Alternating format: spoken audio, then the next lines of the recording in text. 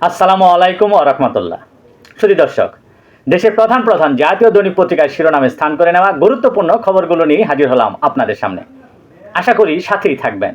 গুরুত্বপূর্ণ শিরোনামগুলোর মধ্যে শুরুতেই যা থাকছে। প্রধানমন্ত্রীর প্রথম রাষ্ট্রীয় সফর, প্রধানমন্ত্রীকে মালয়েশিয়ায় লাল গালিচার সম্বর্ধনা। বাংলাদেশ ও মালয়েশিয়ার দুই প্রধানমন্ত্রীর বৈঠকের পর যৌথ সংবাদ সম্মেলন আজ। এই সফরে শ্রমবাজারের সঙ্গে গুরুত্ব পাবে বিনিয়োগ ও বাণিজ্য। চীন সফরে যাবেন আজ প্রধানমন্ত্রী তারেক রহমান। প্রধানমন্ত্রী তারেক রহমান প্রবাসীদের সঙ্গে এক মতবিনিময় সভায় বলেছেন, নিজেদের দাবি নয়, দেশের জন্য চিন্তা করুন।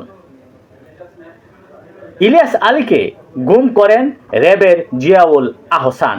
ট্রাইব্যুনালে বডিগার্ড ইমরুলের লোমহর্ষক জবানবন্দিতে উঠে আসে এ তথ্য। বজ্রপাতে 6 জেলায় 11 জনের মর্মান্তিক মৃত্যুর ঘটনা ঘটে। ডেঙ্গুতে একদিনে 2 নারীর মৃত্যু। এ পর্যন্ত শনাক্ত রোগীর সংখ্যা 4,900 জন। হামের উপসর্গে আরও 3 শিশুর মৃত্যু, আক্রান্ত 1001 জন।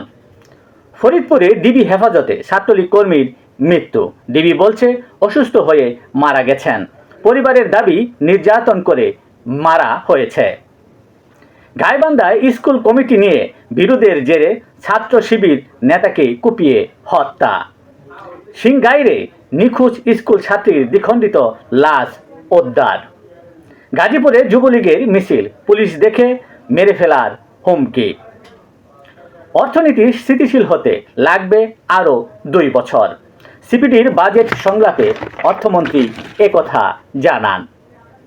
ব্যাংকগুলোকে 2025 সালে কেন্দ্রীয় ব্যাংক থেকে ধার দিতে হয়েছে 21,68,000 কোটি টাকা।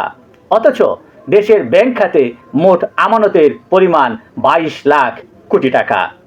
2025 সালের প্রতিবেদনে উঠে আসে এ তথ্য। নিম্ন ও মধ্য আয়ের মানুষের উপর করের চাপ বেশি। বাজেট পর্যালোচনা সংলাপে সিপিডি এ তথ্য উপস্থাপন করেন। এবারের ফুটবল বিশ্বকাপের খবরে যা থাকছে। বড় জয়ের ছন্দে ফিরল স্পেন। সৌদিকে 4-0 গোলে হারায় স্পেন।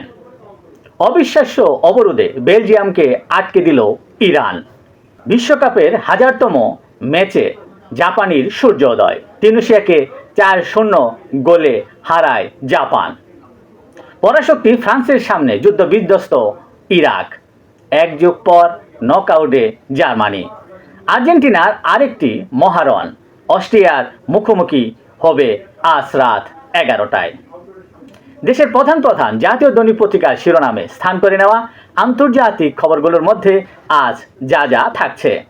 ট্রাম্পের হুমকির প্রতিবাদে বৈঠক থেকে বেরিয়ে গেল ইরানি প্রতিনিধি দল।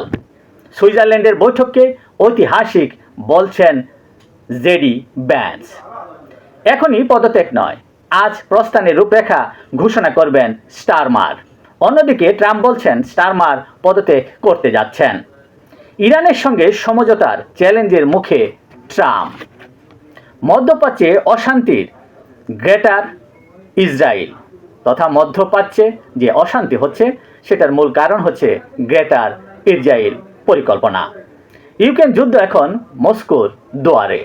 এই ছিল দেশের প্রধান প্রধান জাতীয় দৈনিক পত্রিকার শিরোনামে স্থান করে নেওয়া গুরুত্বপূর্ণ খবরগুলো। জানি এতক্ষণ আপনাদের মাঝে উপস্থিত ছিলাম। আজকের মতো এখানেই। সকলেই ভালো থাকবেন, সুস্থ থাকবেন। আসসালামু আলাইকুম ওয়া রাহমাতুল্লাহ।